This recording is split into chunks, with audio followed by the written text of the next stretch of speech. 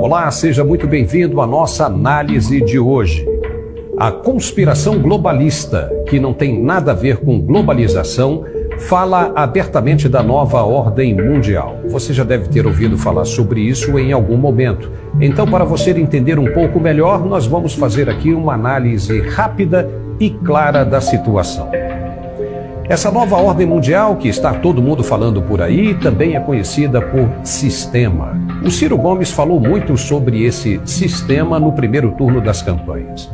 Pois então, os multibilionários do mundo, as pessoas mais ricas do planeta, como George Soros, Bill Gates, Jeff Bezos e tantos outros, compartilham de uma mesma ideia de que o mundo vai virar um caos se a população continuar crescendo sem parar.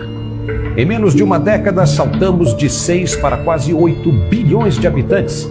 E a julgar pelo ritmo de crescimento, dá para entender o nível de preocupação desse pessoal. Muito se fala que o sistema fomentou a Marvel, o estúdio de cinema responsável pelo filme Os Vingadores. Ali, esse mesmo sistema passa uma mensagem subliminar de que os recursos do universo, em outras palavras, do nosso mundo, seriam escassos e parte da população deveria desaparecer. Pois assim pensa essa nova ordem mundial. Pouco antes do surgimento do coronavírus, Bill Gates, por exemplo, dono da Microsoft, expressou sua íntima preocupação com a superpopulação mundial. Coincidência ou não, logo depois surgiram o coronavírus e uma pandemia, seguidos agora de uma ameaça nuclear real que só cresce a cada dia, se mostrando bem diferente da inerte Guerra Fria dos anos 80. Uma das formas do sistema, além das que já mencionamos aqui, seria a ascensão da esquerda no comando dos países subdesenvolvidos e até industrializados, pois com uma ruptura das estruturas, principalmente familiares e inclusão de ideologia de gêneros, poderia-se ter uma ferramenta a mais para o controle populacional. A forma de vida que vivemos, cada vez mais próspera e com liberdades, proporciona a segurança na proliferação da espécie humana, e isso incomoda o sistema. Então surgem os financiamentos em forma de filantropia e se recrutam novas mentes que também compartilham da mesma premissa. O senhor Xi Jinping, por exemplo, o líder chinês, exortou a Rússia, no primeiro semestre deste ano, assim como outras nações de esquerda, a investirem nessa nova ordem mundial, porque viu ali a oportunidade de expansão dos tentáculos de seu Partido Comunista e domínio mundo afora. O que as nações comunistas menores não percebem, ofuscadas pela tentação de dominância de uma parcela do mundo, é que elas também são massa de manobra do sistema. Acham que terão mais domínio e liberdades para a disseminação das suas ideias socialistas. A proposta para a esquerda seria de um Estado grande, intervencionista e absolutista, mas que, de médio a longo prazo, traria mais pobreza, miséria e fome na população. Com isso, teríamos o aumento do desemprego, escassez de produtos básicos e o completo descontrole das ordens sociais, como manifestações, tumultos, saques em supermercados, confrontos e mortes. É o que já está acontecendo em países onde o sistema conseguiu implementar o caos. É tudo o que ele quer e continuará trabalhando para conseguir na integridade de sua proposta.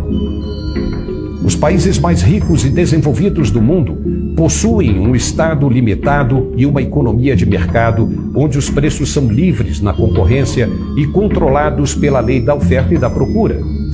As pessoas são livres para empreender sem medo do Estado expropriar os seus empreendimentos. E isso incomoda os defensores da nova ordem mundial.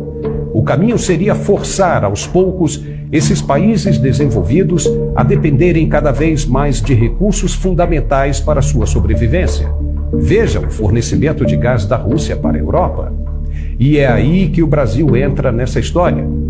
O país tem uma importância gigantesca na estratégia geopolítica do sistema, pois é do Brasil que sairá as dependências mundiais do agronegócio.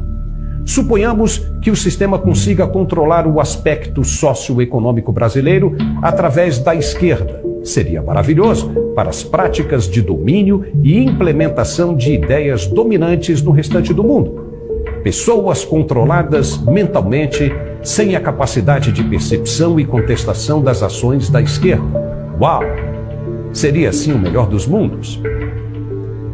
A implosão da estrutura familiar, religiosa e disciplinar, através das infiltrações nas escolas secundárias e universidades, é uma ferramenta já prevista nesta proposta de campanha da esquerda brasileira e do sistema.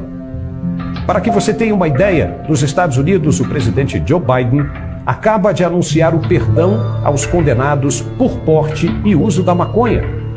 Então vamos fazer um pequeno exercício de futurologia. A esquerda brasileira se comprometeu com a descriminalização da maconha.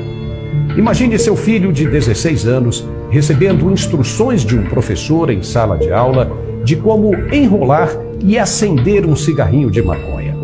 E o professor ainda orienta que ao chegar em casa, se o pai reclamar, é para ligar um número tal e denunciar o mesmo por abuso parental.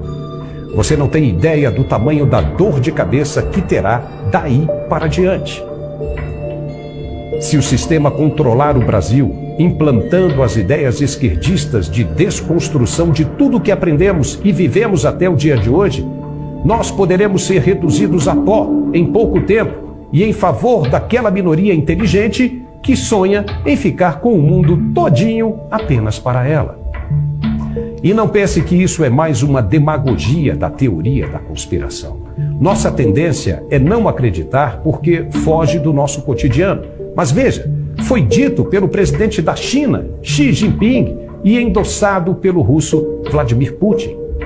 A coisa é séria e merece atenção, principalmente nessa reta final. Se inscreva e compartilhe.